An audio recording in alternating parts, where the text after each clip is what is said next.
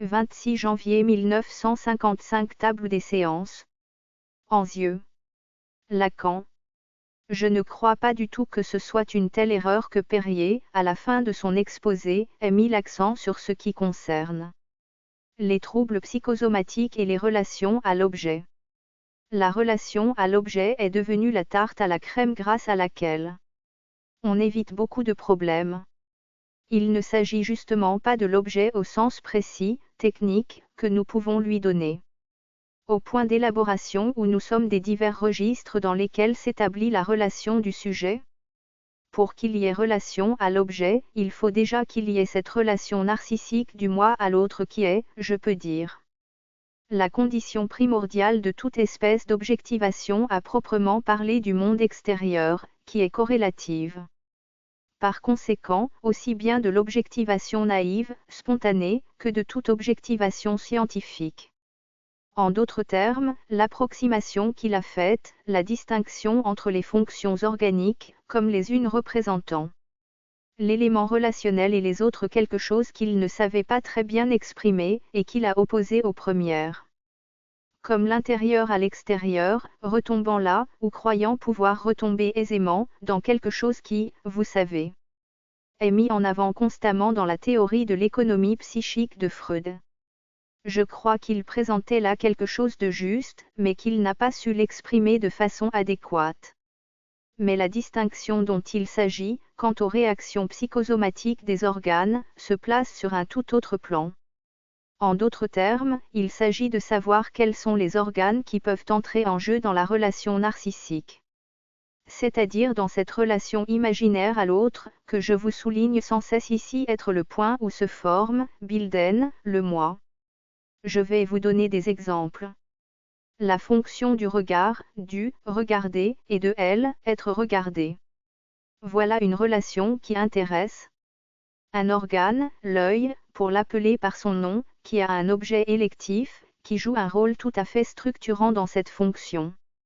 Qui est l'image spéculaire, l'image de l'autre en tant qu'elle est dans cette relation spéciale, élective, l'image du corps propre, autour de laquelle se fait toute la structuration imaginaire du moi. Eh bien, il peut se passer là des choses très étonnantes, je n'ai pas voulu aborder cela hier soir, la plus grande confusion règne sur tous ces thèmes de la psychosomatique.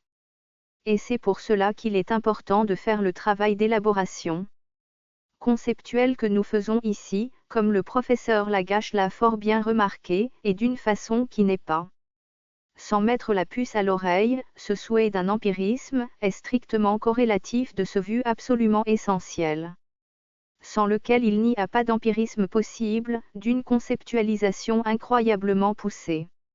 Or, on ne peut pas donner de meilleure qualification de l'œuvre de Freud.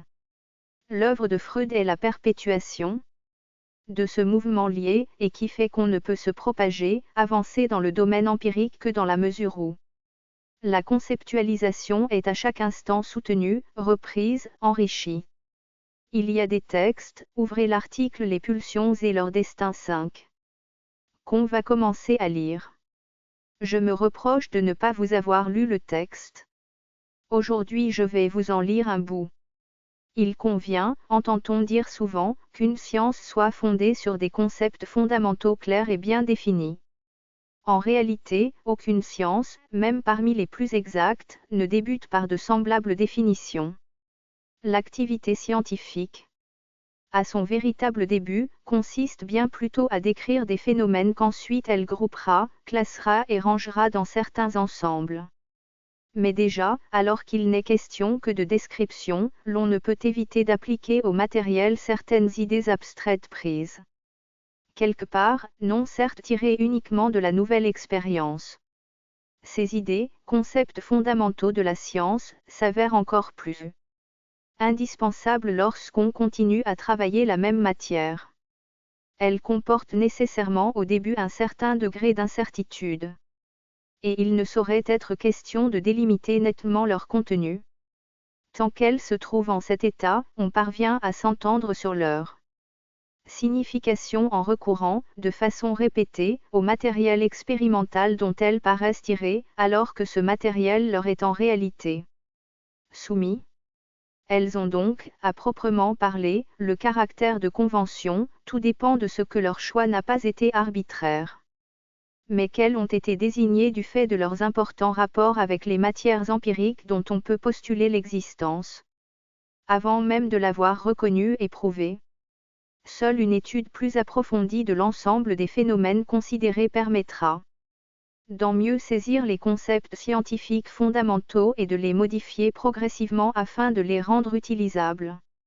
Sur une vaste échelle, les débarrassant par là entièrement des contradictions. Début de l'article. 5S Freud, Triebschicksal, 1915, Pulsions et destins des pulsions, in Métapsychologie, Gallimard, 1968. 74. Wir Reben auf Malaise die Forderung vertreten GER, Direction de l'action sanitaire et sociale en Wissenschaft über klaren und scharf definierten Grundbegriffe en Aufgebotenssaal.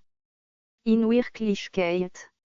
Beschänkliche Wissenschaft mit solchen Definitionen, auch die exaktesten nicht.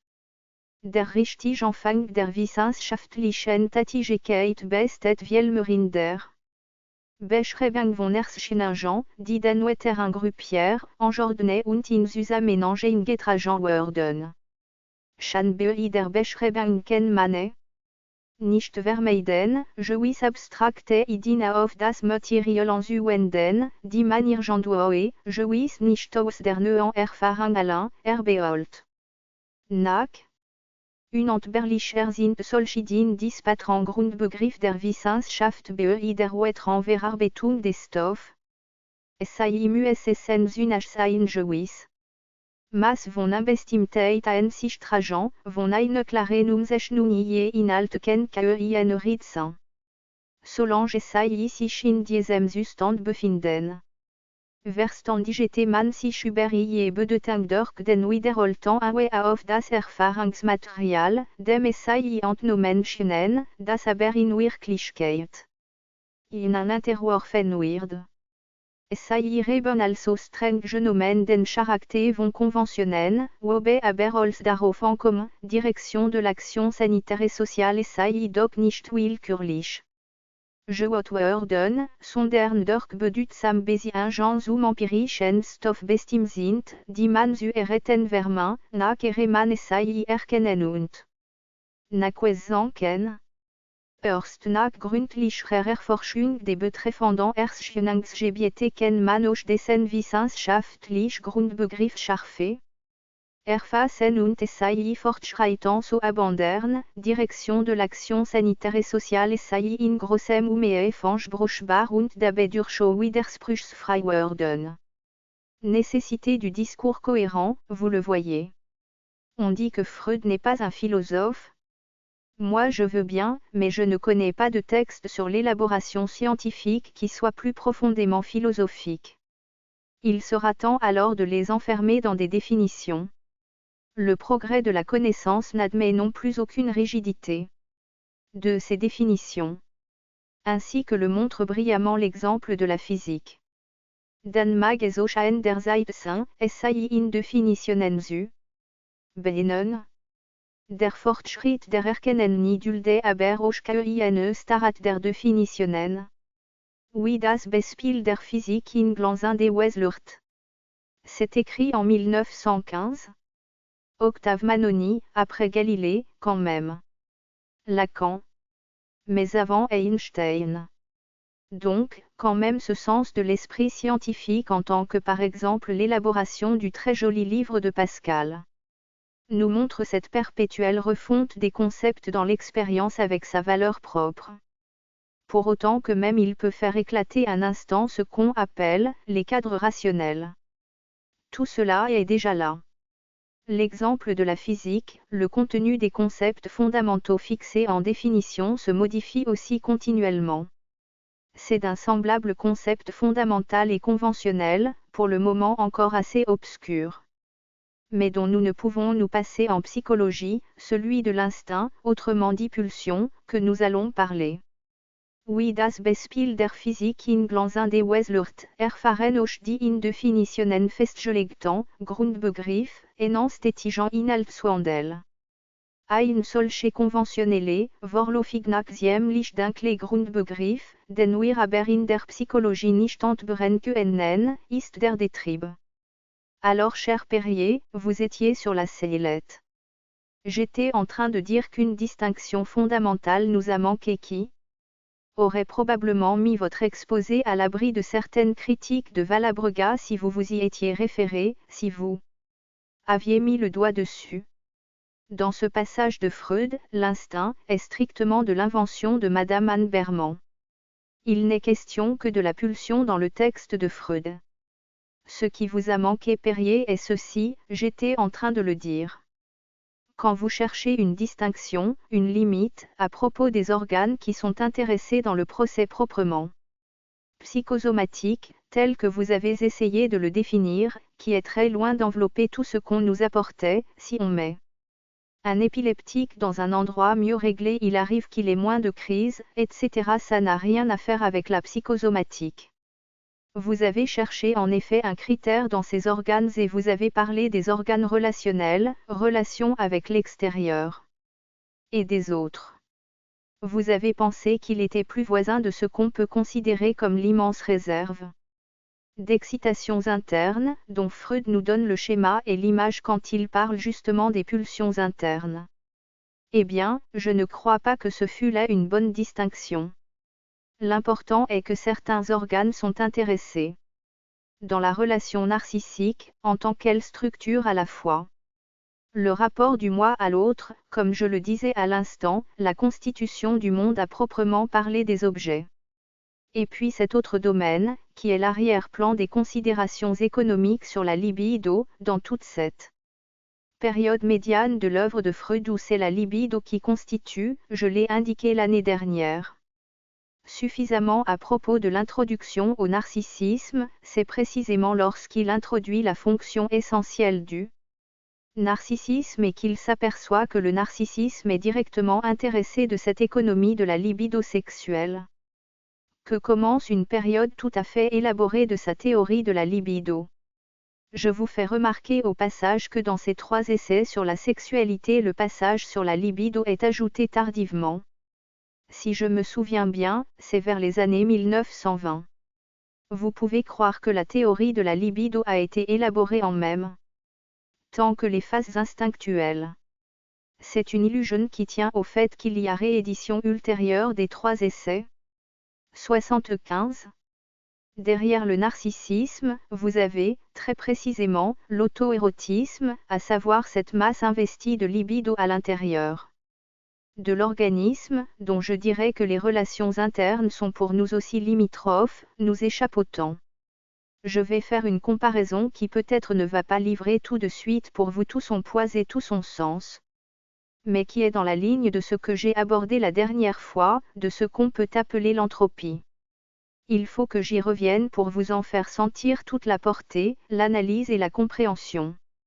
Dans l'au-delà du principe du plaisir, il est évident que nous en sommes là de l'entropie, c'est-à-dire que les équivalences énergétiques que nous pouvons saisir à propos d'un organisme vivant, nous ne connaissons jamais en fin de compte que le métabolisme, à savoir le livre de compte, ce qui entre et ce qui sort. Ce que l'organisme assimile, par toutes les voies, comme quantité d'énergie et ce qui, à la fin, compte tenu de tout, dépenses musculaires, efforts, déjection, sort du mécanisme. Bien entendu, les lois de la thermodynamique sont ici respectées. Il y a dégradation de l'énergie, mais simplement, à l'entrée et à la sortie. Tout ce qui se passe à l'intérieur, nous n'en savons fichtrement rien, pour une simple raison, que nous ne pouvons absolument pas en mesurer l'interaction de proche en proche, à la façon de ce qui se passe dans le monde physique. Le propre d'un organisme étant que tout ce qui se passe en l'un de ces points retentit dans tous les autres. Or, ceci nous met dans des conditions telles que nous ne pouvons absolument pas savoir ce qui se passe sur le plan thermodynamique. C'est quelque chose non pas d'équivalent, mais d'analogue qui se pose à propos de l'économie de la libido, c'est-à-dire des investissements qu'on appelle en analyse, c'est une indication théorique auto-érotique, c'est-à-dire ce point des investissements proprement intra-organique qui joue un rôle certainement tellement important dans les phénomènes psychosomatiques.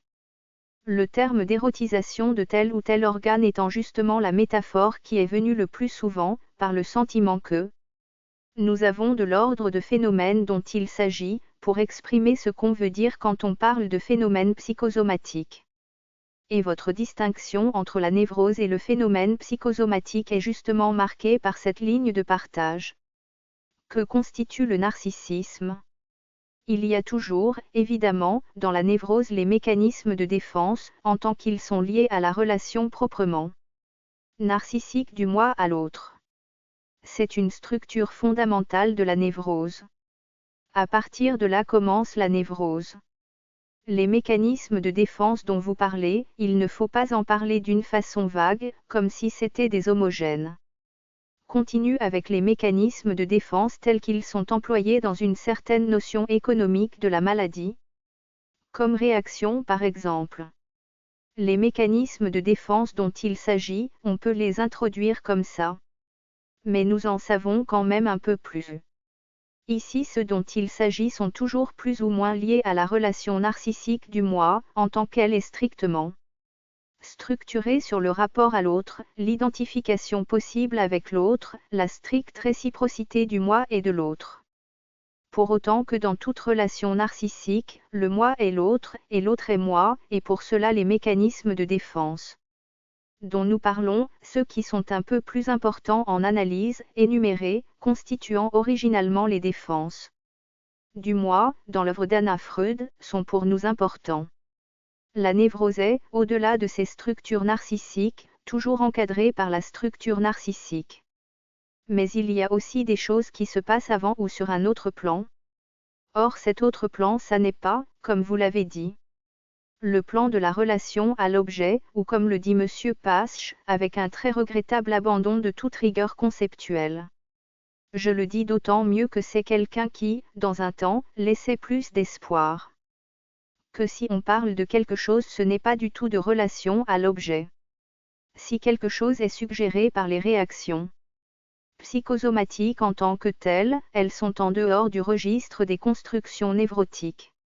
C'est une relation non pas à l'objet, mais quelque chose toujours à la limite de nos élaborations conceptuelles, à quoi on pense toujours, dont on parle quelquefois, et qu'à proprement parler nous ne pouvons pas saisir, et qui quand même est là. Ne l'oubliez pas, car je vous parle du symbolique, de l'imaginaire, mais il y a le réel. Et c'est au niveau non de l'objet, mais du réel. François Perrier, c'est bien ce que j'ai voulu dire. Lacan. Mais vous ne l'avez pas dit. Car vous avez cité Pasch qui a parlé de la relation à l'objet. Or il ne s'agit absolument pas dans l'économie libidinale du tuberculeux, de la relation à l'objet. Si vous placez les choses sur le plan de la relation à l'objet, vous vous perdrez dans des relations avec l'objet maternel, primitif, c'est-à-dire que vous arrivez à une espèce de patte. Comme on dit aux échecs cliniques. Vous n'en sortez pas, il n'en sort rien. Par contre, la référence au terme de réel peut manifester dans cette occasion sa fécondité. Je ne peux pas vous en dire plus aujourd'hui. C'est un point très important. 76. François Perrier.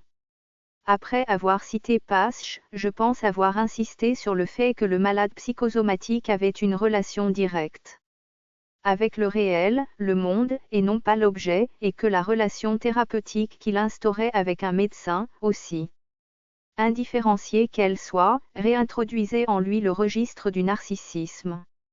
Et dans cette mesure, c'est ça qui le guérissait de son cycle psychosomatique, dans la mesure où ce tampon lui permettait d'en revenir à une dimension plus humaine.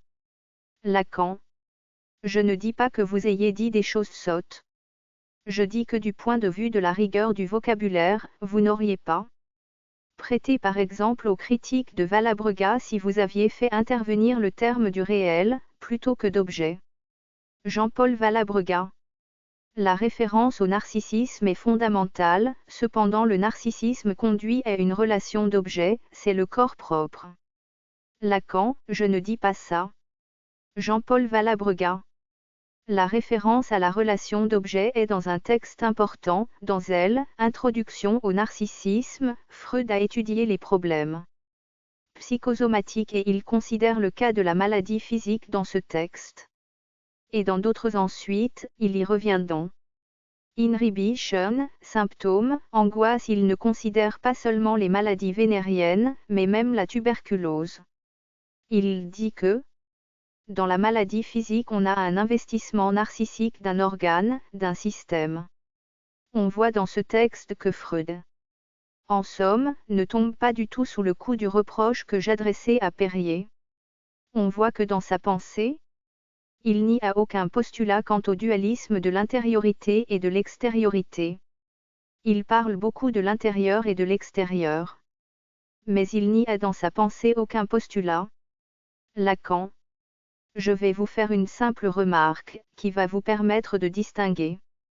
J'ai parlé tout à l'heure du voyeurisme-exhibitionnisme et d'une pulsion qui en somme a sa source dans un organe. Et je vous ai fait remarquer que c'était l'œil. Mais l'objet n'est pas l'œil. De même que pour ce qui est de l'ordre du registre, du sadisme-masochisme, de même aussi il y a une source dans un ensemble organique, la musculature, mais tout indique que son objet, encore qu'il ne soit pas sans rapport avec cette structure squelettique, musculaire, est autre chose. Au contraire, quand il s'agit de ces investissements que nous pouvons appeler plus proprement auto-érotiques, nous n'avons pas la notion de cette distinction intra-organique, sans doute, où s'oppose la source et l'objet, où se distingue la source et l'objet. Nous n'en savons rien, si je puis dire, mais il semble que ce que nous pouvons concevoir, c'est justement un investissement sur l'organe même. Vous voyez la différence. C'est là le plan de clivage entre auto-érotisme avec tout ce que ça garde de mystérieux, presque impénétrable. Cela ne veut pas dire que nous ne ferons pas quelques pas en avant par la suite. Nous en resterons là, à vous faire remarquer l'importance de cette distinction. Et je dirais même plus, si Perrier veut bien, après l'effort qu'il a donné, ne pas tomber immédiatement dans cette réaction d'endormissement et de repos, qui est ce que souhaite bien naturellement le principe du plaisir, mais soutenir son effort cette semaine. Il nous préparera pour la prochaine fois ce petit chapitre, les pulsions et leur destin. François Perrier. Je veux poser une question à propos de ces notions d'intériorité et extériorité. Il lui Valabrega semblait que je les avais utilisées. Je vais essayer de me faire comprendre. J'ai envisagé d'une part le sujet enfermé en quelque sorte à l'intérieur justement de son narcissisme. J'ai utilisé le mot narcissisme tout à la fin, et c'est une erreur. J'aurais dû m'en servir beaucoup plus tôt et ce qui fait que le réel, en tant que réel, c'est-à-dire une certaine forme d'extériorité qui est le réel, mais qui n'est pas toutes les formes d'extériorité. Pour le sujet, en ce sens que le réel ne lui apparaît qu'à travers la réfringence de son narcissisme et je l'ai opposé au contact du névrosé avec le réel, qui est un contact indirect, le contact du malade psychosomatique avec cet extérieur. Ce réel qui n'est pas celui du névrosé, qui est le réel à l'état pur.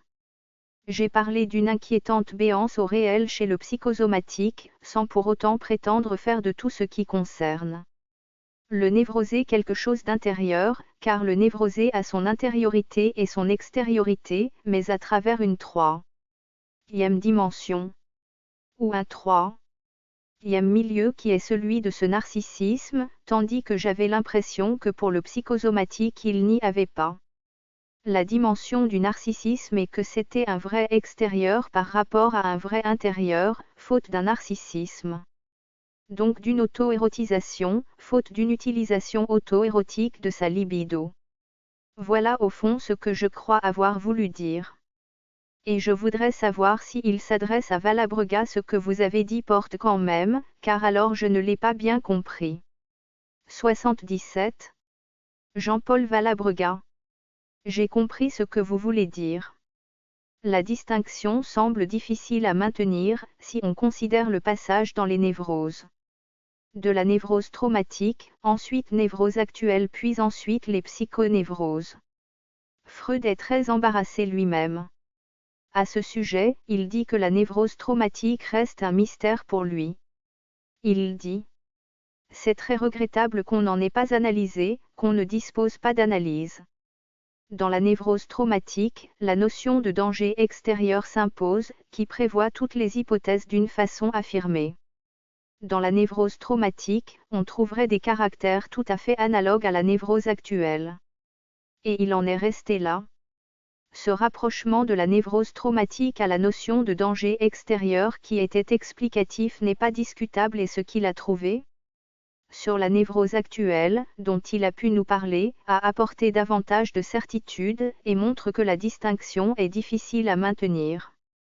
Lacan, quelle distinction? Jean-Paul Valabrega, entre l'extériorité et l'intériorité. Lacan.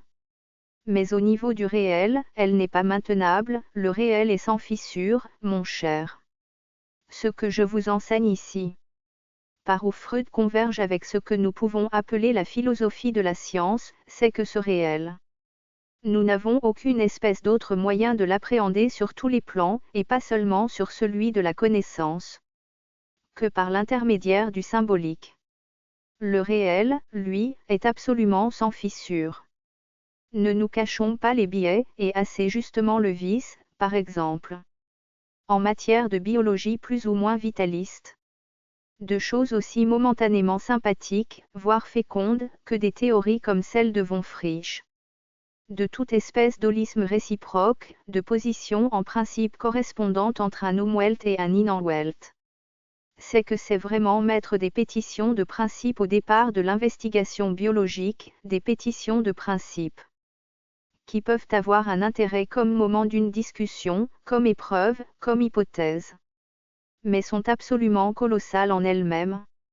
Rien ne nous oblige à penser une chose pareille, même une chose aussi simple que ces rapports reflétés de l'être vivant avec son milieu.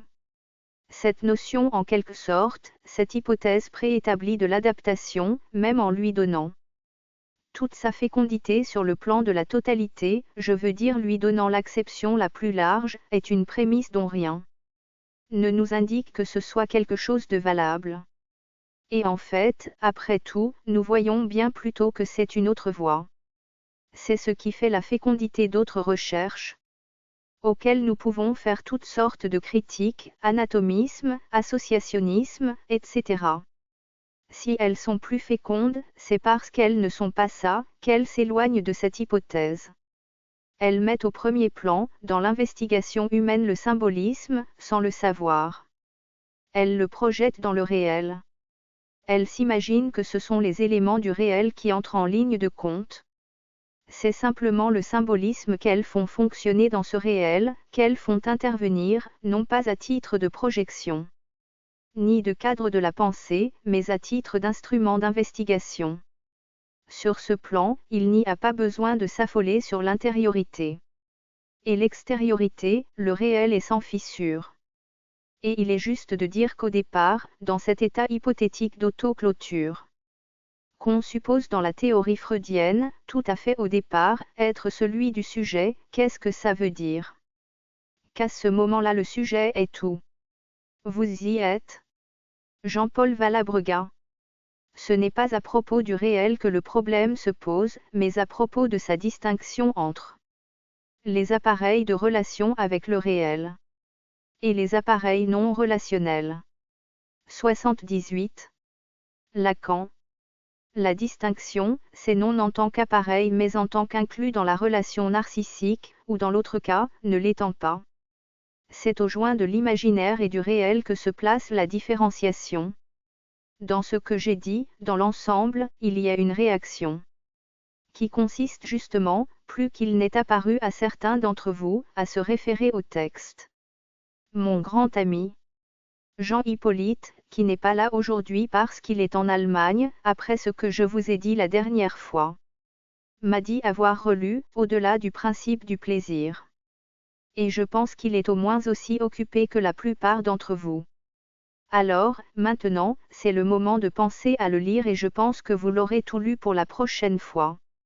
Ça vous fera du bien de vous fixer ainsi un terme. Et dans 15 jours nous en parlerons avec le texte en main. J'ai voulu vous donner un premier aperçu. Dans quel sens s'amorce la position de la question? Qu'est-ce que ça veut dire? Qu'est-ce qui se passe au-delà du principe du plaisir? Ce que je vous ai dit la dernière fois est ceci, qu'un symbolisme se constitue qui est essentiel à toutes les manifestations les plus fondamentales du champ analytique et nommément à celle-ci, la répétition. La répétition dont il s'agit, je vous l'ai dit, est quelque chose qu'il nous faut concevoir comme lié à un processus circulaire de l'échange de la parole, à un circuit symbolique extérieur au sujet, qu'il faut littéralement penser être lié à un certain groupe, disons de supports humains, d'agents humains, de supports. De ces discours, le petit cercle qui est impliqué dans ce qu'on appelle le destin du sujet et qui continue ce discours en circuit, dans lequel est inclus le sujet indéfiniment, jusqu'à ce qu'en fin de compte le sujet comprenne. J'incurve là ma pensée. Naturellement vous sentez bien que ce n'est pas tout à fait comme ça qu'il faut le comprendre. Mais vous voyez bien, j'image là ma pensée. Un certain circuit de rapports, un certain échange de rapports, je concrétise, se poursuit, qui est justement, parce qu'il s'agit là à la fois d'extérieur et d'intérieur, tout en étant. Il faut se le représenter comme un discours qu'on récite comme si nous étions partout. Avec un appareil enregistreur, on pourrait l'isoler et le recueillir, quelque chose dont une part considérable, pour les meilleures raisons, échappe au sujet, parce qu'il n'a pas les appareils enregistreurs en question. Ce quelque chose qui continue, et revient, et trouve son chemin pour revenir, insiste, revient, se déclare toujours prêt à rentrer dans la danse du discours intérieur. Maintenant, si vous voulez, c'est aussi une métaphore du sujet, jusqu'à ce que ça passe. Naturellement, le sujet peut passer toute sa vie sans entendre ce dont il s'agit. C'est même ce qui se passe le plus communément. L'analyse est justement faite pour ça, pour qu'il entende, c'est-à-dire qu'il comprenne dans quel rond du discours il est pris, et du même coup dans quel autre rond il est incité à entrer. Vous y êtes. Nous allons revenir largement en arrière, repartir du départ, parler du projet. C'est un manuscrit de Freud qu'on a retrouvé, qu'il n'a pas publié, de septembre 1895, qui nous met devant la façon dont Freud, avant d'écrire La science des rêves, et pendant qu'il était en train de poursuivre non pas son auto-analyse mais son analyse tout court. C'est-à-dire qu'il était sur le chemin de sa découverte, déjà se représentait l'appareil psychique. Il est important de le voir. À cette époque c'est inséparable de l'histoire de la pensée de Freud. Et vous verrez qu'à partir de là, et éclairé par cette ponctuation que nous allons faire, toute la signification qu'ont ces élaborations ultérieures, c'est-à-dire qu'à la lumière de ce qu'il avait d'abord posé, avant de faire la théorie de la Troon de Tung, la machine à rêver, pour autant qu'elle va rejoindre cette autre machine dont je vous évoquais tout à l'heure le schéma, à propos du discours de l'autre, ou plus exactement de beaucoup d'autres, comment il a été forcé de remanier ses conceptions primitives. Cela apparaîtra significatif dans un deuxième temps. Aujourd'hui nous faisons un travail de préparation, Anzieux va nous apporter une analyse de ce qu'il est important de mettre en relief dans ce projet que Freud fait du psychologique. 79. Didier Anzieux, l'esquisse. L'esquisse, il s'agit d'un manuscrit qui se trouve joint aux lettres à Flies, et qui a été déclenché d'ailleurs par une rencontre avec celui-ci, Freud ayant commencé à le rédiger dans le train qui le ramenait à Vienne. Il l'a rédigé en 3 fois. Ce manuscrit ne porte évidemment aucun titre, n'a jamais été publié avant la publication des lettres à Flies. Il comprend 3 parties. Je ne vous parlerai que de la première, schéma général. La deuxième est l'application aux phénomènes psychologiques et hystériques particulièrement. La troisième est un retour aux processus psychologiques normaux et un essai de les approfondir. Comme je le faisais remarquer, le manuscrit ne porte aucun titre. Dans l'édition allemande on l'a appelé « projet psychologique ». Pour les neurologues, dans l'édition anglaise, Projet de psychologie scientifique. Je crois qu'il faut que je m'étende encore un peu sur les circonstances qui ont accompagné la rédaction de ce texte, afin de le mieux faire comprendre. On sait que les travaux de Bernfeld, la physiologie de l'âme allemande par Müller et Brück qui fut le professeur de physiologie de Freud à Vienne, que tous ces physiologistes avaient convenu d'un postulat, qu'ils ont passé leur vie à défendre, qui était ramener tous les phénomènes physiologiques et psychologiques à des forces physiques, ou du moins à du physiquement mesurable. On peut donc situer le travail de Freud dans l'école de Brück, et dans cette perspective générale, comme un effort. Et lui-même le dit dès le début, pour tout expliquer par des forces physiques et tout ramener à du mesurable. Une seconde circonstance, plus particulière, c'est que dans les études sur l'hystérie, qui sont antérieures à ce manuscrit, Breuer a rédigé le chapitre général, de théorie générale, où il essaie d'expliquer justement par du physiquement mesurable. En recourant essentiellement, ce dont je me souviens bien, à des métaphores électriques et magnétiques. En considérant le système nerveux comme un champ électromagnétique, et par conséquent de stimulation entraînant modification de ce champ, entraînant à leur tour des réactions. Breuer fait une théorie d'excitations intracérébrales, et je pense l'hypothèse de Bernfeld un peu extravagante, disant que c'est Freud qui a écrit cet article signé par Breuer, ce qui fait qu'on ne comprend pas pourquoi il aurait réécrit quelque chose de tout à fait différent 3 mois après. Je pense plutôt que c'est parce que Freud était insatisfait de cet effort de conceptualisation de Breuer, alors que justement leur entente commençait à vaciller. Lacan est-ce que Bernfeld se rend même bien compte que c'est tout à fait différent? Didier Anzieux, il n'a pas l'air. Dans l'article, il ramène systématiquement l'un à l'autre. Lacan, bien sûr. C'est pour ça qu'il l'attribue à Freud. Didier Anzieux. Il a fallu longtemps pour que je m'en débarrasse. Freud a donc voulu réécrire une théorie générale des phénomènes qu'avec Breuer il venait de découvrir, une théorie générale qui soit conforme à l'inspiration physicaliste et quantitativiste que je viens de décrire. Pour introduire correctement ce texte, il y aurait eu un second travail à faire. Et je n'ai eu ni le temps, ni la compétence, ni le goût de le faire, c'aurait été de situer en 1895 où en était la théorie du neurone. Lacan. Elle n'était pas loin. Elle n'était nulle part. Il est tout à fait en flèche de la théorie du neurone. Les idées que Freud avait sur la synapse sont tout à fait neuves. Il prend la partie sur quelque chose qui était loin d'être tranché. Didier Anzieux. Je suis d'accord. Mais toute la théorie du neurone est en train de s'élaborer dans cette école de physiologie allemande. Freud y a particulièrement travaillé, dans ses travaux sur l'analyse du système nerveux du poisson, de l'écrevisse. Il a été le premier à démontrer l'existence du neurone, là où personne n'en avait vu auparavant et il termine l'article par l'hypothèse qu'il y avait conduction d'un flux nerveux, analogue à la conduction électrique.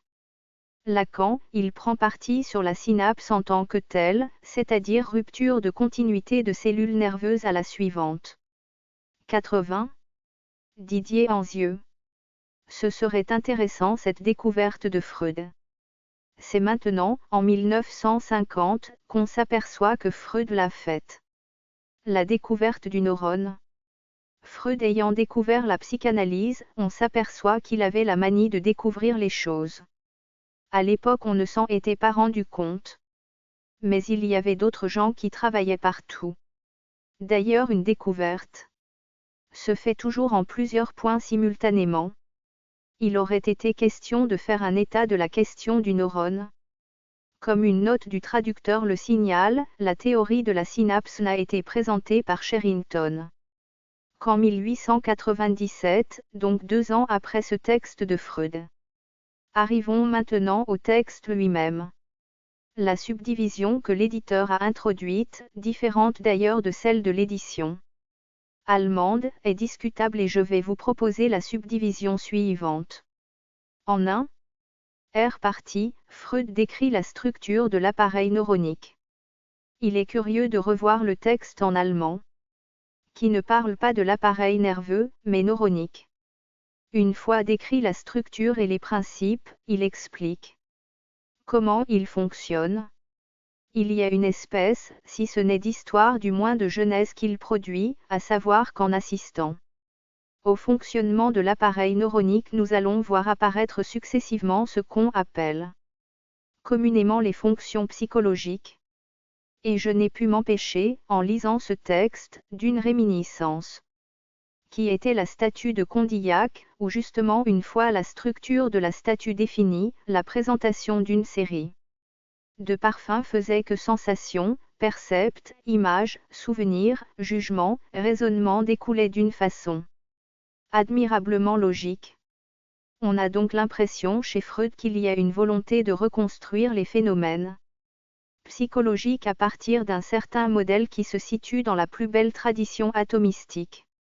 Ensuite, dans cette genèse, c'est simplement le fonctionnement de l'appareil neuronique en tant que tel. Mais ce fonctionnement va avoir à son tour des répercussions sur lui-même. Le fait d'avoir fonctionné une fois laisse, comme dans la dite statue, un certain nombre, si ce n'est de traces, du moins de conséquences. Et, bien que Freud ne cite à aucun moment le mot expérience, de ces expériences va se constituer un certain savoir. Et les fonctions psychologiques qui ne découlent pas directement du fonctionnement de l'appareil neuronique vont découler indirectement des expériences faites par ce système. C'est une espèce d'apprentissage qui en découle. À son tour, cet apprentissage va aboutir à créer une certaine chose tout à fait spéciale qui est le moi. Et à son tour, ce moi, qu'on vit apparaître toujours conformément à la tradition empirique, à la fin va réagir sur l'ensemble du système précédent et exercer sur lui un certain nombre de fonctions. Après avoir décrit ces fonctions, Freud va pouvoir revenir à la distinction fondamentale des processus primaires et secondaires. Et comme tout le cours de ce manuscrit est en somme le passage du processus primaire au secondaire, et surtout le détail des processus secondaires, il consacre un dernier chapitre au processus primaire. Et donne comme exemple le sommeil et le rêve. Voilà donc le plan général. Appareil neuronique. La psychologie est conçue comme une science naturelle. Les processus psychiques sont, je cite Freud, des états quantitativement déterminés de particules matérielles spécifiques. Es ist die Absicht, en naturwissenschaftlich psychologie zu liefern, des psychisch Vorgang darzustellen elles quantitative. Bestimmt Zustand auf der materielle. Et en l'occurrence les particules sont les neurones, donc les processus. Je signale les réflexions qui me sont venues dès ce point et que d'autres remarques de Freud ont contribué à accentuer. Par conséquent, Freud rompt avec la conception traditionnelle des phénomènes psychiques comme phénomènes de conscience et il le dira plus tard explicitement dans le texte en montrant qu'il y a des phénomènes psychiques qui ne sont pas du tout conscients. Je crois donc que la découverte de l'inconscient chez Freud, qui évidemment en psychanalyse a un autre sens que dans la perspective d'un matérialisme physiologique, a cependant été facilitée considérablement par cette habitude de Freud dans le milieu où il travaillait, d'une dénégation de la réalité de la conscience. Revenons donc à ce neurone, d'où tout va sortir. Le principe fondamental du neurone est le principe de toute particule matérielle, c'est le principe d'inertie appliqué aux neurones, comment les neurones tendent à se débarrasser de la quantité. Ils tendent à se débarrasser de la quantité et c'est justement en conduisant cette quantité au système musculaire. 81. Par conséquent, l'hypothèse d'un courant nerveux, bien que Freud ne précise pas explicitement, il y fait allusion, qui circule à travers les neurones, est déduite logiquement du principe d'inertie. Il précise que cette tendance à l'inertie est la tendance à réduire le niveau de tension à zéro. Ce sera donc ce que plus tard on retrouve sous le nom de principe de nirvana. C'est la fonction primaire du neurone, fonction de décharge. Mais une fonction secondaire apparaît, c'est que plutôt que de décharger la quantité, quand le neurone la subit, il pourrait y échapper en la fuyant d'une part, et pour la fuir comment peut-il faire? Eh bien, le système neuronique peut mettre en branle un certain nombre d'actions qui visent à réduire les stimuli externes, qui justement font augmenter la quantité dans le système neuronique. Par conséquent, si les processus primaires sont une décharge de la quantité, les processus secondaires échappent à la quantité par la réduction des stimuli externes ou internes. Ici le principe d'inertie se trouve donc, au niveau de la fonction secondaire, modifié en un nouveau principe, le principe de constance, c'est-à-dire qu'au lieu de chercher à réduire le niveau de tension à zéro, on cherche à le maintenir constant, c'est-à-dire le plus bas possible, c'est ce qui sera repris dans l'énoncé. Non du principe de nirvana, mais du principe de plaisir. Le principe de constance suppose que l'énergie puisse être accumulée dans le système neurologique, car s'il se déchargeait au fur et à mesure, il n'y aurait rien, pas de psychisme. C'est justement le fait qu'il n'y a pas un seul neurone, mais plusieurs et que la connexion entre les neurones explique que l'énergie s'accumule dans le système neuronique. C'est une hypothèse de Freud, le contact entre deux neurones constitue une barrière au passage de la quantité. Plus exactement, il y a selon Freud deux sortes de neurones. Ceux qui sont perméables et laissent passer l'excitation, et reviennent à leur état primitif, il appelle cela le système. Et des neurones imperméables, qui ne laissent passer la quantité que partiellement, dont la barrière de contact empêche l'écoulement total. Ces neurones se trouvent donc modifiés par le passage de la quantité. On voit donc qu'il y a là la base des phénomènes de l'ordre de la mémoire, et une base de l'ensemble des phénomènes psychologiques. Pour cette raison, Freud appelle ces autres neurones, les neurones, par opposition aux. Y a-t-il une différence de nature entre ces neurones, ce qui supposerait qu'histologiquement on a pu trouver une fibre nerveuse différente? Non point, pense Freud. Cela tient simplement à l'importance des quantités qui passent dans les neurones. Tant qu'une grande quantité passe dans un neurone, la résistance offerte par les barrières de contact est négligeable. Mais si c'est une petite quantité qui passe, cette petite quantité étant du même ordre de grandeur que la résistance des barrières de contact synaptique, alors nous avons affaire au second ordre de phénomène. Donc les neurones sont spécialisés dans la décharge des grandes quantités, et les dans le passage des petites quantités, avec le phénomène résiduel d'accumulation de la quantité, et possibilité de la mémoire qui en résulte. Les neurones sont donc en somme ceux qui sont en contact avec le monde extérieur. Quant aux neurones, ils sont probablement plus internes. Il faut probablement les situer du côté du cortex, d'une part, et d'autre part en contact avec les neurones, donc en contact indirectement avec le monde extérieur, par le premier système et deuxièmement avec les cellules intérieures du corps, et les quantités d'origine interne, qui correspondent à l'expérience du besoin. Faim, respiration, sexualité et qui sont en contact direct avec les quantités d'origine interne. C'est ce qui explique que les neurones y soient spécialisés plutôt dans la fonction secondaire. Lacan. Tout ça, du point de vue de la topique, le principe de réalité dans ce premier schéma, ce qui nous est donné comme système vitaliste, arc réflexe, selon le schéma le plus simple stimulus-réponse, semble obéir uniquement à la loi de la décharge. On ne peut même pas parler d'élaboration, c'est une pure et simple inertie générale. Le circuit doit se fermer par la voie la plus courte. Là-dessus il branche son système, qui se trouve être à la fois en relation avec les besoins internes, qui y introduit la source et l'origine du système du moi, comme tampon, fonction tampon. C'est-à-dire comme quelque chose à l'intérieur, un système à l'intérieur du système. Il y a entrecroisement de ce que plus tard il proposera d'une façon différenciée, le principe de réalité est introduit par la référence au système. Le système qui est dirigé vers l'intérieur. 82. Didier Anzieux. Voilà donc le schéma général. Comment fonctionne ce schéma général? Quelles sont les premières fonctions psychiques que nous allons rencontrer? La douleur en premier lieu. Quand le système neuronique fonctionne, il y a des quantités trop importantes, le système ne suffit pas à les décharger, étant donné qu'il est connecté au système, une certaine quantité, un certain excès de quantité passe dans le système. Cette irruption dans le système, d'une quantité supérieure à l'habituel, est la douleur.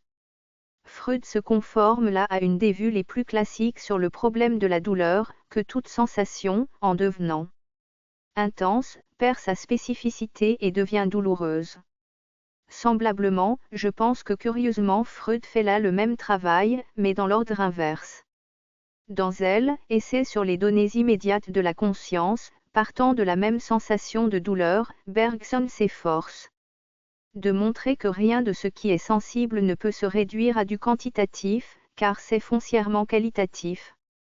Freud fait le même travail, partant de la même expérience de la douleur, à savoir que tout ce qui nous apparaît comme qualitatif est au fond fondamentalement du quantitatif. Donc, toutes les qualités sensibles à ce moment-là apparaissent et la structure du système neuronique permet la transformation de la quantité en qualité. Il fait allusion, bien que non explicitement, aux lois de Fechner qui montrent que le seuil différentiel est en rapport étroit avec un rapport de structure mathématique de variation d'intensité du stimulus. Mais ces qualités sensibles vont amener une différenciation dans le système neuronique. Freud se trouve obligé de poser un troisième système de neurones, qu'avec un sens de canular il appelle et désigne par W, parce que ça ressemble à. Et finalement on n'y comprend plus rien, et les commentateurs se sont bien creusé la tête. Troisième système de neurones, les neurones perceptuels, ceux qui vont, à l'intérieur de se spécialiser dans la qualité. Mais en quoi sont-ils différents d'eux? Parce que ce qui caractérise c'est que ce sont de petites quantités qui le traversent. Ici ce n'est plus une question de quantité, mais de période. Car l'influx neuronique est périodique.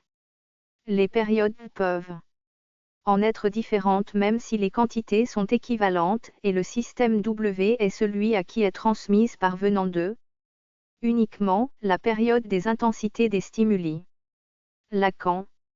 Faites bien saisir ce qui nécessite à ce niveau-là cette invention du système qui est déjà préfiguration du système du ça.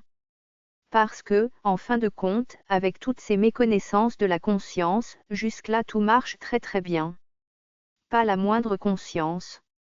Il faut bien quand même qu'il la réintroduise et il l'a réintroduite sous cette forme paradoxale d'un système, du système dont il faut qu'il admette qu'il a des lois tout à fait exceptionnelles, c'est-à-dire que tout ce qui s'y passe, c'est ça sa caractéristique, il se creuse la tête, la période doit y passer avec le minimum de dépenses d'énergie. C'est-à-dire une énergie presque nulle. Il ne peut pas dire tout à fait nulle. Didier Anzieux. Il hésite, il ne tranche pas. Mais il dit, il n'y a pas de quantité, mais tout juste une quantité qui sert de support à une période. Et c'est ce qui explique que ça ne laisse pas de traces, ça ne peut pas être reproduit, la transmission de la qualité est essentiellement qualitative. Lacan. Bon. En somme nous nous trouvons là une première fois avec ce qui se reproduira à tout bout de champ dans son œuvre. C'est-à-dire la remarque que somme toute ce système conscient, on ne sait pas quoi en faire. Il faut lui attribuer des lois tout à fait spéciales et le mettre en dehors des lois d'équivalence énergétique, qui président à toutes ces régulations quantitatives. Ce qui le met tout à fait à l'état exceptionnel, et en fait vraiment toujours constamment un problème, une chose dont il ne sait que faire. Bien entendu, pourtant, il ne peut pas se dispenser de faire intervenir le « je ». C'est ce que je vous demande. Qu'est-ce qu'il va en faire? À quoi sert-il? 83. Didier Anzieux. Je pense que ce qui répond à votre question, en partie, dont il nous a avertis à l'avance, c'est que la fonction primaire pourrait suffire dans un organisme unicellulaire, mais qu'elle ne peut pas suffire dans un organisme du système neuronique compliqué. et qu'il faut recourir à la fonction secondaire. Ces qualités sensibles existent, pourquoi? Parce qu'elles sont utiles. Freud dit bien que c'est un argument un peu simpliste d'allure darwinienne, que ce qui doit exister pour la sauvegarde d'un organisme finit par exister, ou alors l'organisme n'existerait plus. C'est donc une vue tout à fait pragmatique, utilitariste, qui rend compte de l'apparition de la conscience par le biais des sensations et des qualités sensibles.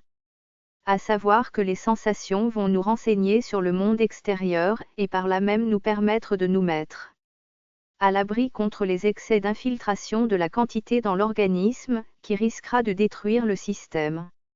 Mais après la douleur, la conscience peut être introduite dans la psychologie sous une forme uniquement quantitative. Freud précise bien, la conscience c'est l'aspect subjectif d'une partie des processus physiques dans le système neuronique. Et il précise de quelle partie il s'agit ici, c'est les processus perceptifs. C'est donc bien le début de ce système perception-conscience qu'on retrouvera dans toute l'œuvre ultérieure. Mais Freud pousse la conception de la conscience comme pur épiphénomène, pur reflet sans aucune importance. Freud assigne bien la même origine quantitative à la conscience que dans l'épiphénoménisme. Mais en plus il attribue une fonction, elle va réagir sur le système. Avec tout cela, nous n'avons pas parlé du plaisir auquel Freud vient enfin, par besoin de symétrie avec la douleur. La sensation qui accompagne simplement la décharge est le principe primaire. Mais ce sera au contraire pour éviter la douleur que tous les processus secondaires, les qualités sensibles et la conscience vont se constituer. Je passe sur le détail de l'analyse de la sensation de plaisir. Lacan. Il y a quelque chose de très important, vous l'avez certainement noté, à mettre en valeur, la nécessité de retrouver l'objet. C'est ce qui est le plus original. Didier Anzieux.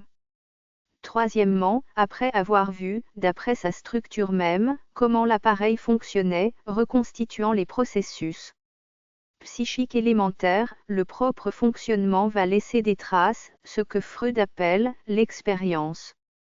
Et, conséquence, ces expériences vont nous mener à la notion du moi. Les deux expériences fondamentales que le système neuronique est appelé à faire, puisqu'il est conscience. C'est l'expérience de satisfaction et l'expérience de la douleur.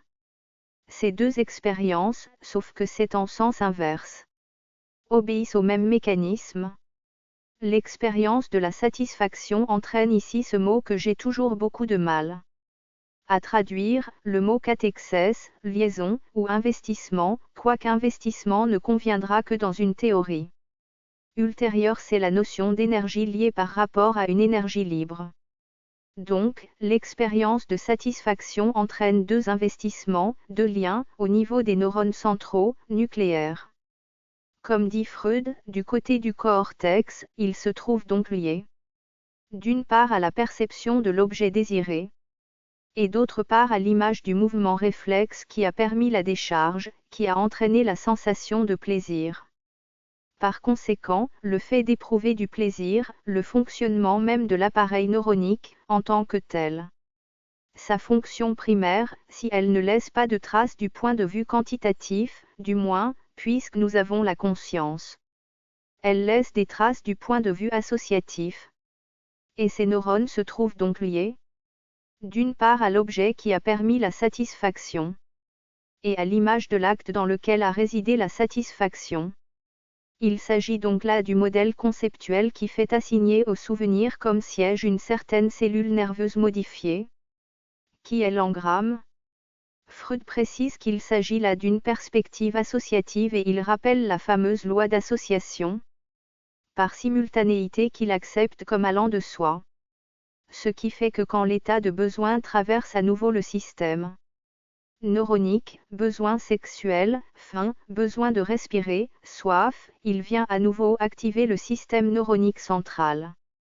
L'activation de ce système s'accompagne d'une activation de l'objet, de l'image de l'objet qui va satisfaire, qui a déjà satisfait, et de l'acte par lequel la satisfaction s'est accomplie. 84. ce qui entraîne, si rien n'intervient, une hallucination, laquelle peut être fatale à l'organisme, si l'organisme se met à agir en fonction de cette hallucination, c'est-à-dire s'il ne contrôle pas que dans la réalité extérieure se trouve bien l'objet désiré, qu'il est en train d'imaginer comme pouvant le satisfaire, si l'expérience se clôt sur l'hallucination. L'expérience de la douleur effectue les deux mêmes liaisons mais évidemment de polarité inverse, la liaison avec l'objet menaçant et la liaison avec l'acte douloureux. Fort heureusement cette expérience de la douleur va nous apprendre à tenir compte de la réalité extérieure. Voilà donc les résidus, en quelque sorte, de l'expérience même du fonctionnement du système neuronique entraîne, à savoir l'existence des affects et des états du désir. Les affects sont une augmentation soudaine de la tension quantitative. Dans le psychisme, les états de désir sont les augmentations lentes de la même quantité neuronique. Lacan. Ce qui, je crois, est intéressant à notre propos, c'est de souligner qu'à propos de ces états de désir ce qui est mis en jeu, c'est une certaine correspondance dans l'objet qui se présente et les structures déjà constituées dans le moi, c'est-à-dire un partiel recouvrement de ce qui est proposé avec ce qui est attendu. Il met l'accent sur ceci, il peut se produire deux gammes.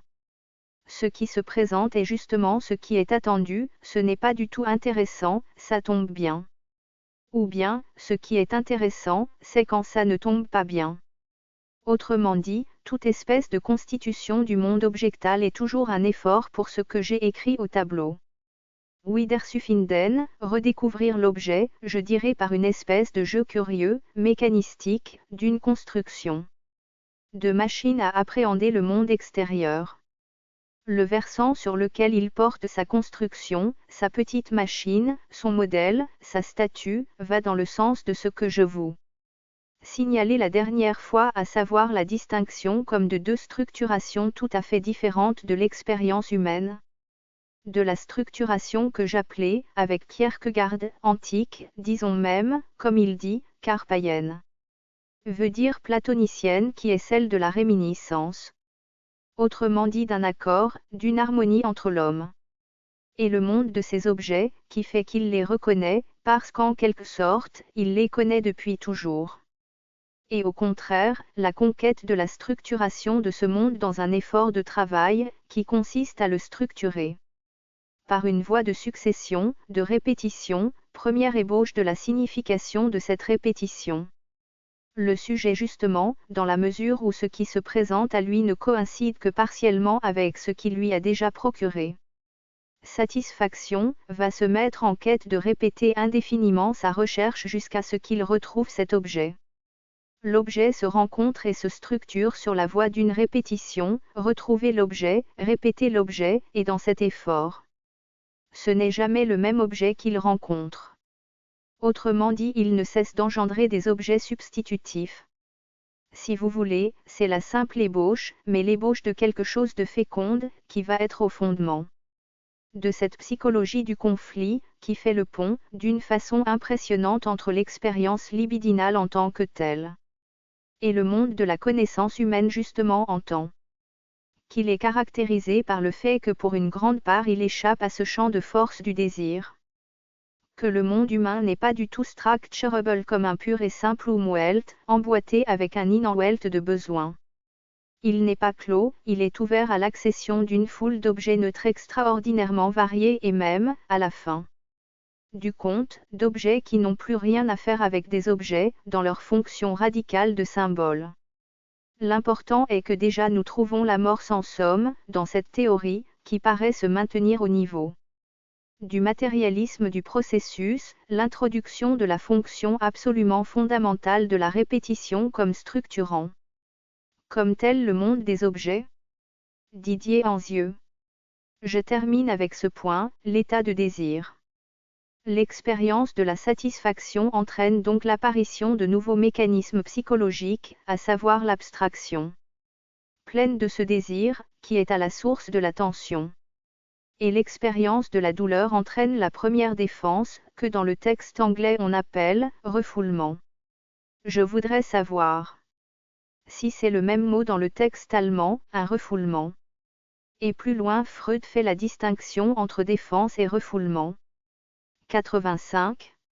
Enfin, quatrième point de l'exposé, l'apparition du moi. Le moi, c'est la totalité des investissements des neurones.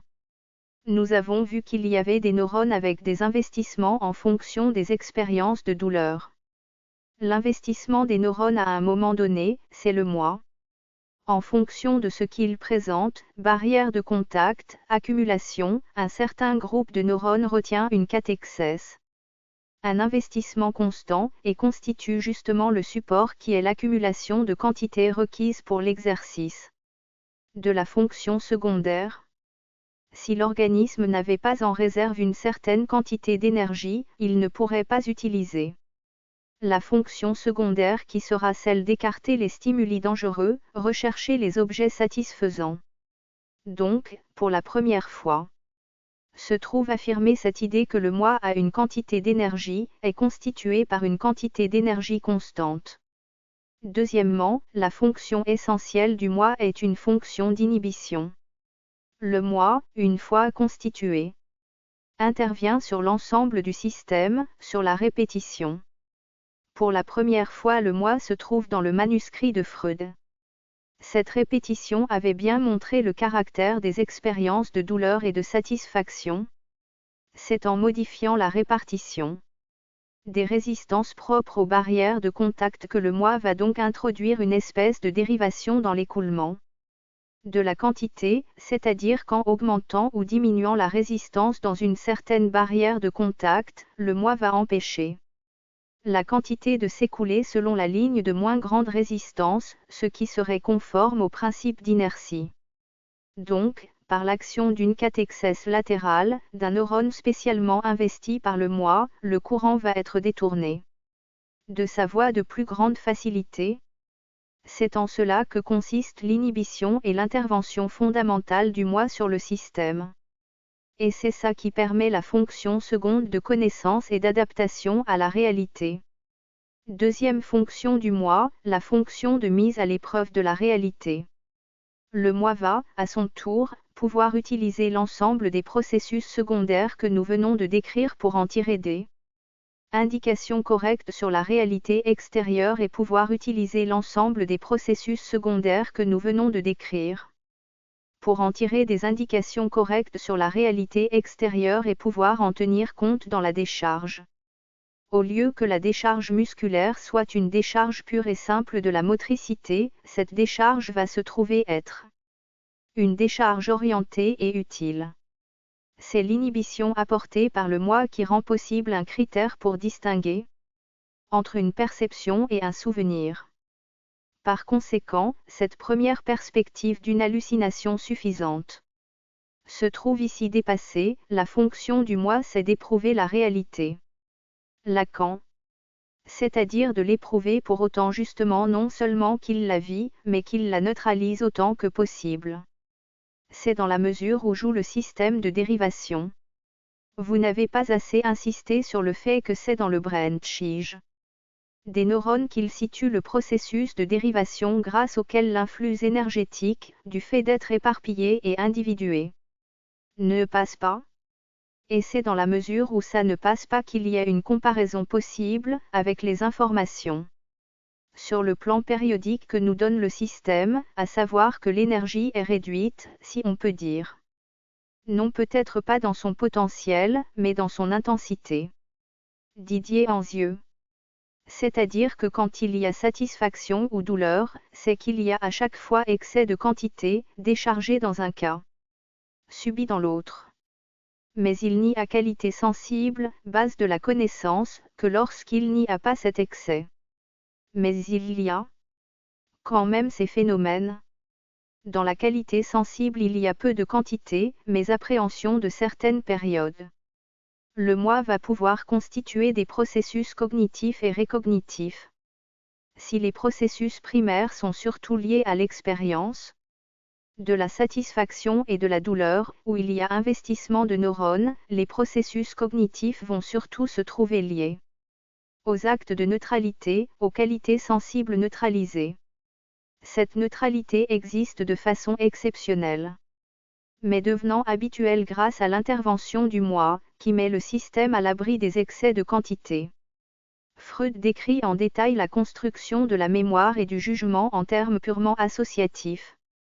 Association d'investissements neuroniques, et il montre comment une analyse au niveau neuronique des divers investissements constitue proprement le premier jugement. À partir de ce moment-là, toutes les comparaisons deviennent impossibles. Avec le souvenir d'expériences vécues, perception du réel, et comment une action, elle aussi, devient alors permise. Lacan. Je crois qu'en fait ce que vous apportez là et qui, en quelque sorte, construit, voire déduit d'une façon très proche de ce à quoi vous faisiez allusion, de la statue de Condillac, à savoir avec le même manque de sentiment des différences de niveau, c'est-à-dire qu'en fin de compte la perception n'est pas du tout liée à quoi que ce soit qui se représente. 86. Cette dialectique du moi et de l'autre, dans laquelle nous ne pouvons manquer de l'insérer maintenant, et dans laquelle, vous le verrez, c'est l'intérêt de cette référence, c'est ce qui, dans cette première ébauche du moi, il y a une amorce de ce qui se révélera comme les conditions structurales de la constitution du monde objectal dans l'homme. Quelque chose de très original, que j'ai signalé tout à l'heure. Inversement, le moi fonctionnant dans cette référence à l'autre, qui est essentiel aussi à la structuration de l'objet, est complètement éludé. En d'autres termes, comme dans la statue de Condillac, il semble naturel quand on parle de la sensation, l'organisation objectivée du monde semble aller de soi. Le problème absolument pas aperçu, mais qui est frappant, c'est par quelle voie Freud finit par donner les formules qui en somme le matérialisent, le concrétisent, c'est-à-dire la découverte du narcissisme en tant que tel prend toute sa valeur de n'être absolument pas aperçu à ce moment-là. Tout va se passer dans l'intervalle, à savoir l'élaboration de ce qu'il appelle le processus primaire psychologique du rêve. Ce qui est intéressant, c'est que tout l'exposé va aboutir, ce qui est curieux, car il a tout reconstruit, comme tout le monde. À cette époque, il va suivre l'indication des philosophes du XXe siècle et reconstruire, mémoire, jugement. À partir de la sensation, ne s'arrêtant qu'un moment à cette recherche de l'objet en elle-même. Mais il ne va pas s'arrêter là, on voit qu'il est amené, par quelque chose qui n'apparaît pas dans le texte, à retourner sur le processus primaire, en tant qu'intéressant le sommeil et les rêves, et l'aboutissement de ce projet, qui n'a pas été publié. Mais pour lui c'était un besoin de mettre en ordre ses idées, l'aboutissement de cette reconstruction de la réalité, à partir d'un monde concevable mécaniquement, aboutit quand même au rêve. Didier Anzieux. À partir de la fonction secondaire, Freud revient sur ces processus primaires pour rendre compte de phénomènes qui sont psychiques, que l'on néglige en général, mais que lui, par l'observation des hystériques et l'analyse de ses propres rêves, qu'il vient de commencer, puisque le rêve de l'injection faite à Irma est de 3 mois antérieur à la rédaction de ce manuscrit. Il éprouve, je crois, comme un réflexe d'alarme, découvrant des phénomènes nouveaux, de les faire rentrer dans le cadre théorique qui lui est familier, afin de se rendre bien compte que tout marche. Alors, le rêve il démontre que c'est un processus primaire, puisque dans le rêve la décharge purement motrice externe est impossible, donc un caractère hallucinatoire, toute l'expérience biologique du sujet, son apprentissage, est suspendu. Les idées ont une nature hallucinatoire, qui éveille la conscience et la croyance. Voilà l'apport proprement nouveau de ce que l'analyse de ses propres rêves et ceux de ses patients a montré. Le rêve a la fonction de réaliser des désirs.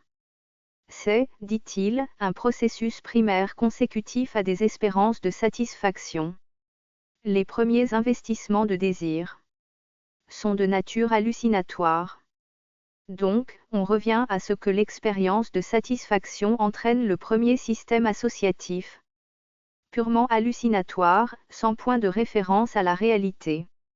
Et si on en restait là, cela conduirait l'organisme à, dans le rêve, on se trouve ramené à ce système, c'est ce qui explique qu'il n'y a à peu près pas de mémoire du rêve.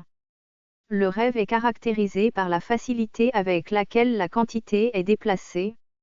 Le désir satisfait, dans le rêve, n'est pas en général conscient. Il cite l'exemple de son propre rêve, Irma, et montre que deux éléments étaient conscients, le fait qu'on avait ordonné une injection de propyle et la formule. Et l'analyse lui a permis de retrouver les deux chaînons qui étaient restés inconscients et explique l'association de ces fameux investissements neuroniques, à savoir l'idée d'une chimie sexuelle, dont justement il s'était entretenu avec Flies.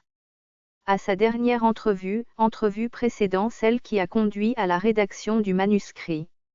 La première entrevue déclenche le rêve d'Irma et son analyse. La deuxième, la rédaction du manuscrit.